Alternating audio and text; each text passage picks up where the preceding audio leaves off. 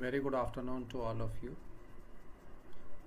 The topic of discussion today is experiential problem and project based learning.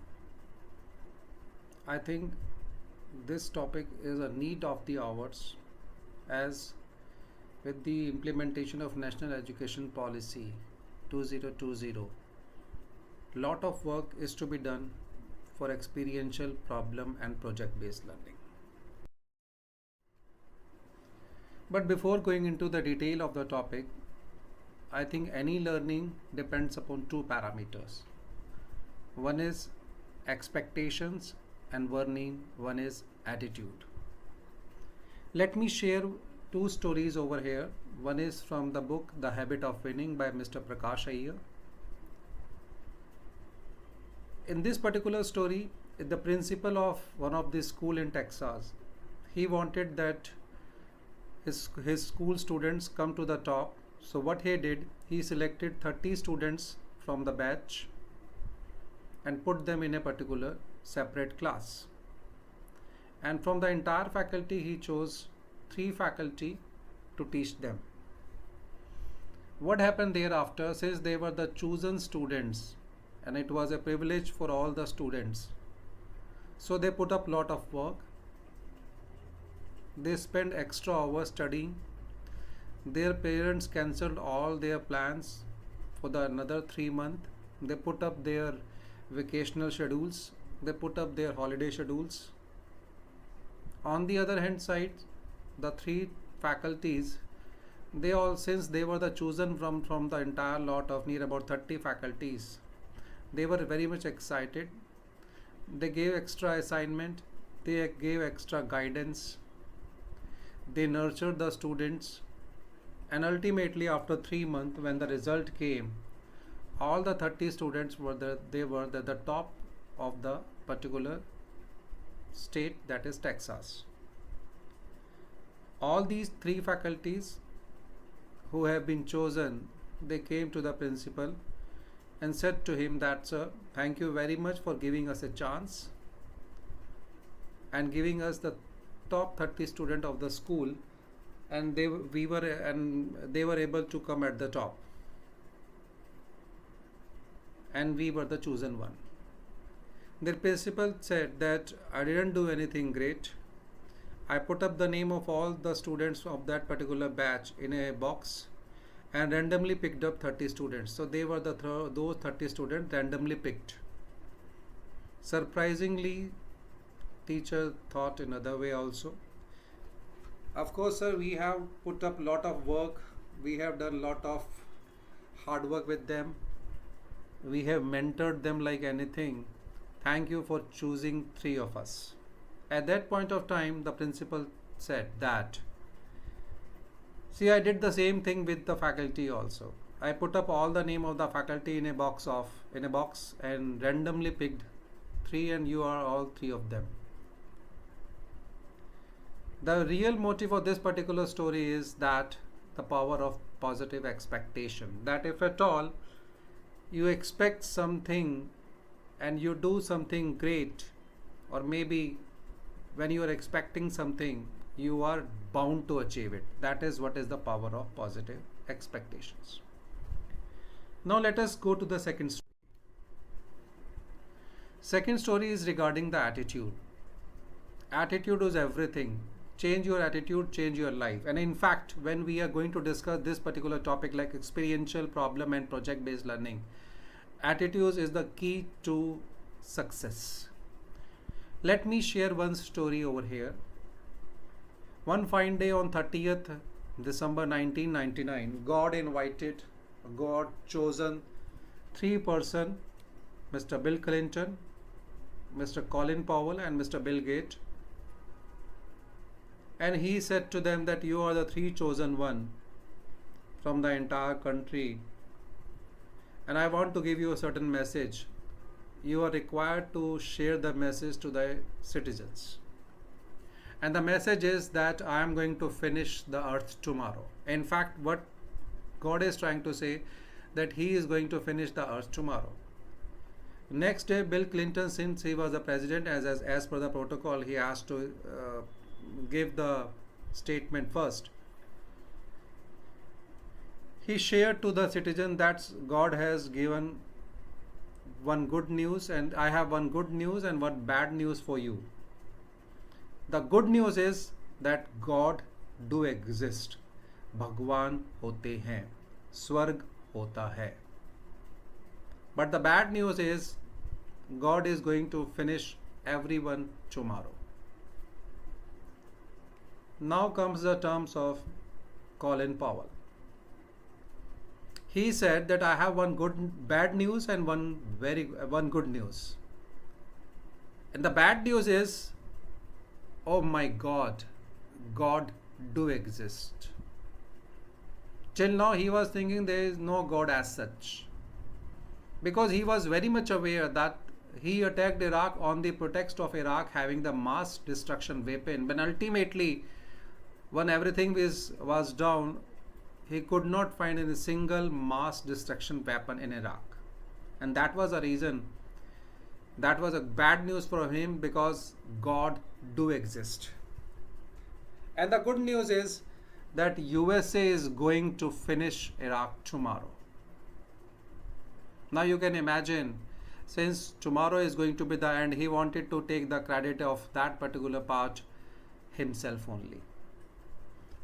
Now comes the terms of Mr. Bill Gates, who is a 8th standard pass out. He said to the citizen that I have one good news and one very good news. The good news is that God has chosen me among all the citizens, and that is the Oscar for me. And the very good news is that tomorrow Microsoft is going to solve Y2K problem. As you all must be aware, 30th December 1999, and when it is going to be converted into 2000, and Microsoft was finding it difficulty because computer language at that point of time was not ready to take 000 as such. So what he said, it's very good news is that tomorrow Microsoft is going to solve Y2K problem. What exactly I'm trying to convey over here is attitude does matter. Now, I think each one of you knows how to ride a bicycle. Maybe your parents, maybe your teachers, maybe your friends must have shown you the presentations. The presentation could have gone like this, that this is a bicycle, this is a seat belt, this is a brake, this is a grip, this is fork, this is pedal, this is chain, and all those things. Now what you are supposed to do, you have to sit on this particular bicycle, and ultimately you will be able to ride it. And of course there are certain rules to be followed. The benefit of bike riding or maybe cycling can reduce the depression and all those things. This is the entire presentation given by your friends, maybe your parents, maybe your teachers, maybe something else from whom you must have learned this bike riding. My question is, will you be able to ride the bicycle if I share this thing? Of course not. Now let me share another story with you. This is a story between Krishna and Jayadratha. Jayadratha attacked Krishna along with the entire kings from all over the world. And every time Krishna killed everyone except Jayadratha. At that point of time, Balram came to him that why you are leaving Jayadratha behind? Why you are not killing him? This is the 17th time he has attacked you. Now can any one of you give me the reason for the same? Okay, let me give you the reasons. The reason is experiential based learning. What Krishna said, that he learned from the repeated experiences. He sees the bigger picture and long-term benefit. We learn to reflect on experience and understand the deeper purpose behind event.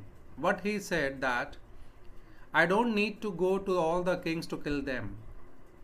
Jayadratha himself bring all the kings to him, and it is very easy for him to kill. And that is what is called experiential based learning.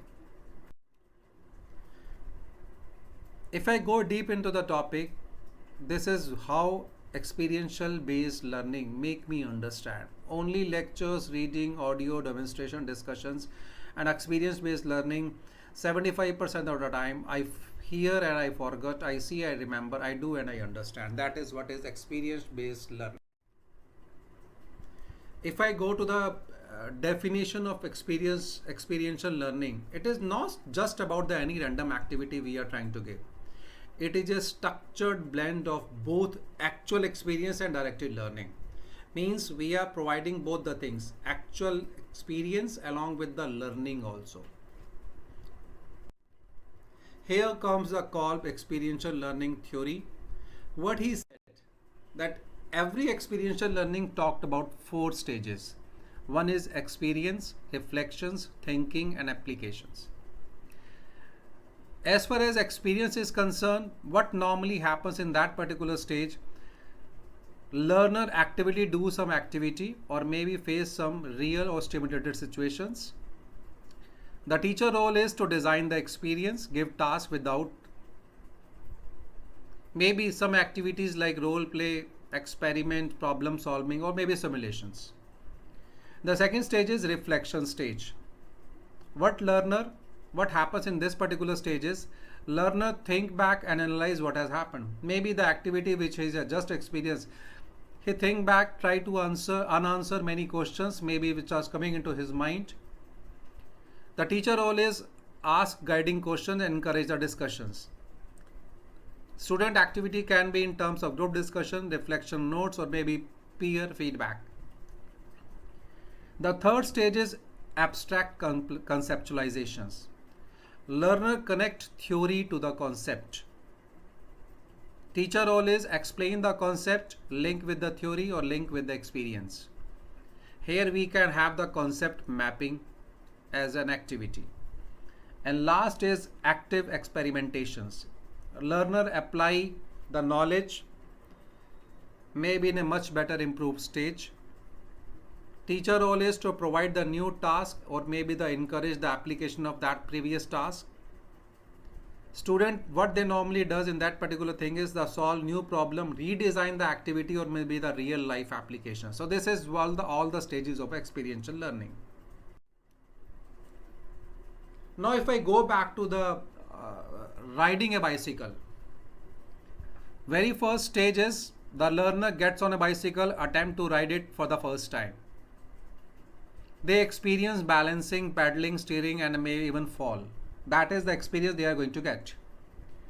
After that, the reflective observation take place. Means maybe after the attempt, learner reflect what happened. Maybe some of the questions: why I did lose the control? Why did I turn suddenly? What worked well? Why did I fall? This is the questions which will be coming to him or her mind. Then the third part is abstract conceptualization. The learner develop ideas and principle about riding a bicycle, such as maintaining forward momentum, improve balance, looking ahead, help the steering, and proper body posture. Maybe certain of the theories like Newton law of equilibriums or maybe center of gravity. We can always attach some concept with this bike riding. And the fourth part is active experimentation. The learner can apply these insights in the next attempt by adjusting posture, maybe pedaling, maybe looking forward, or maybe practicing balancing techniques. This is what the bike rider experiential learning take place. Now let me share a few myths which are being attached with experience based learning. The very first misconception is that students are teaching themselves, so the faculty gets a break, or you can call it as the teacher role is passive. But let me tell you, as you have gone through all the four stages of Kolb learning curve, the educator is the architect of the learning experience. They are responsible in carefully planning the entire process because it is the actual process which is being taking place. Preparing the learning centered and integrative activities, maybe the activities which is being planned by the faculty only. Guiding students and allowing learner to seek skills in working with problem independently. So that means teacher do play a very active role. The second myth is experience alone is enough. That means what we are trying to say, that if at all you have the experience, we don't need to understand any theory part. Of course, that is a misconception. Experiential experience without critical reflection does not make you understand. Student must be guided to analyze their experience, maybe analytical part, integrate new knowledge with what they already know, and determine what they could apply to new situations. That means we are talking about experience, reflections, and application part. The third myth is that learning happens outside. That means experiential learning has to happen outside the classroom. But again, that is a very misconception which is prevailing. The classroom is a powerful environmental for experiential learning. A role play, group discussions, maybe certain games, maybe strategic thinking, maybe discussion regarding economic principles, maybe certain simulation games, that all going to play within the classroom itself. So the 5 pillars of true experiential learning, as told by Mr. Carlson way back in 2010, is experiential learning has to have the hands-on learning, means students are physically and mentally engaged. Problem solving process has to be there, like learning is driven by need to solve a particular challenge, maybe the real world problem, then only the student can come out with the real life situations. Learner interaction between the students or maybe with the faculty that need to take place, and ultimately concrete experience. The learning is guided in a very tangible activity or an event. It is not experiential if there is no problem to solve, no clear outcome, or no interactions, or no concrete experience, or no guided reflections. Now let me take to one of the real life situation which we have conducted in our classrooms or maybe in our college itself. This is you can say the entrepreneurship carnival which is going on, which is being judged by the 3 outside faculty. Three are from the they are acting as an entrepreneur, they are entrepreneur itself, and one is Dr. Bruto Bhardwaj. She is a head of the ESL from Bharatiya Vidyapeeth. What we did entrepreneurship education. The experience we wanted to give it to them, that each team received the 500 rupees and with a challenge of creating and generate maximum value. So what they need to do is they have to create and pitch. After creation and pitching, what they are supposed to get is reflections, means what risk did you take, what influence you take to this particular decision, because each group are supposed to make an investment of 500 rupees, less than 500 rupees, and they have supposed to create a particular product or services and ultimately design a pitch for the same. When they were doing all these activity, faculty or maybe myself, I help them in designing their business model canvas or maybe the various entrepreneurship theories. I'm attaching the concept with the experience, and ultimately application part, developing the entrepreneurship project with them. So this is what exactly I have done. We can do the similar activities, like one of the example can be sustainable campus challenges. We wanted our campus to be sustainable, so students conducted a campus sustainability audit, maybe on the area of like energy consumptions, waste management, maybe water usage and plastic consumptions. While doing this particular experience, they must have gone through certain problems. Maybe there are certain things which must have surprised to them. It was in fact new to them. Then those experience and reflections are being correlated with the conceptualization, maybe concept of sustainability or maybe SDG principles. And ultimately application part is developing campus sustainability report, which is being presented to the entire class. Now there is a question in front of you. Is the voice safe? If I go by the traditional learning, what I will do? Teacher will explain the theory first. Formula is being taught before the problem. Student follow a predefined methods. Correct answer is emphasized, and ultimately learning is largely teacher centered. But if I do it in a different way, like experiential learning, maybe the concrete experience will be given to the students. Participant observe a real world scenario, maybe tree is being cut. The cut point is 4 feet away. The top portion is 8 feet long, the child is sitting 6 feet away. Observations can be: will the tree hit the child? What information is important? What assumptions are we making? How can we determine the falling point? The abstract conceptualization can be right angle triangle theorem, Pythagoras theorem, geometry, distance management, and risk assessment. And thereafter, doing all these things, participants are then challenged to calculate the safe distance for different tree heights, maybe the designing the safety guidelines for the tree cuttings, create a risk assessment checklist, and stimulate similar situations using model. Learning process: experience, reflection, concept, and application. In the same way, we can have the field-based learning in terms of industrial visit, maybe the market survey, maybe the social impact projects. Some of the projects which we can give to the student, like marketing student visit the local businesses to study consumer behavior and then connect observation with the marketing theory. We can have the business simulation situation within the class, wherein as a manager in the smartphone company, your sales have dropped 20%. What business decision we are going to make? Maybe in terms of pricing, maybe in terms of budgeting, maybe in terms of production, maybe in terms of analyzing the competitor. We can have the crisis management exercise in terms of a food company discover that one of the product is contaminated, as to customer are posting complaints. What the student can do: they can identify the immediate actions, communicate with the customer, handle the media inquiries, protect company reputations. The learning is leadership, decision making under pressure, or risk management and crisis communications.